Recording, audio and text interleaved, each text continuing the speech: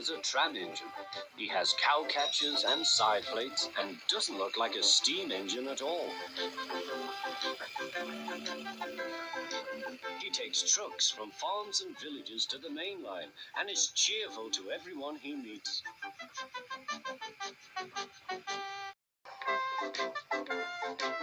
He has a coach called Henrietta, who has seen better days.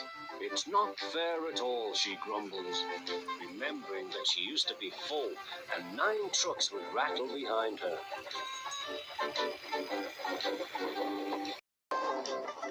Now there are only 3 or 4. The farms and factories send their goods mostly by lorry. Toby is always careful. The cars, buses and lorries often have accidents. Toby hasn't had an accident for years. The buses are crowded and Henrietta is empty.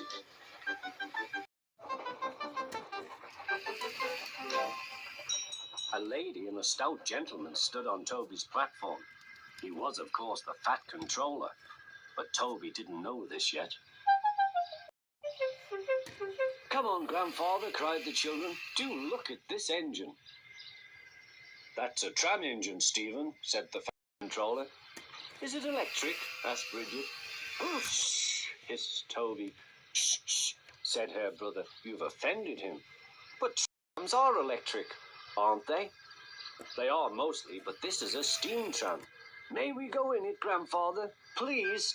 "Stop," said the fat controller to the guard. They all scrambled into Henrietta. "Hip, hip, hooray," chanted Henrietta. But Toby did not sing. "Electric indeed, electric indeed," he snorted. He was very hurt. "What is your name?" asked the fat controller. "Toby, sir." "Thank you, Toby, for a very nice ride." "Thank you, sir," said Toby. He felt better now. This gentleman, he thought, is a gentleman who knows how to speak to engines. The children came every day for a fortnight. Sometimes they rode with the guard, sometimes in empty trucks. On the last day of all, the driver invited them into his cab. All were sorry when they had to go away. And the fat controller and his family thanked everyone. "Come again soon," replied Toby. We will, called the children. And they waved till Toby was out of sight.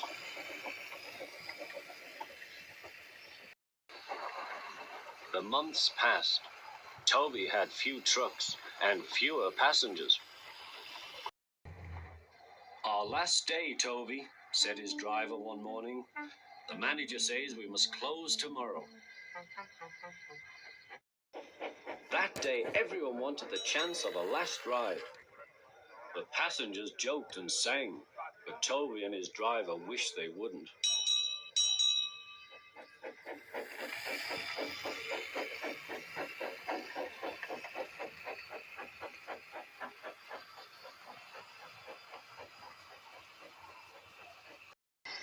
"Goodbye, Toby," said the passengers afterwards.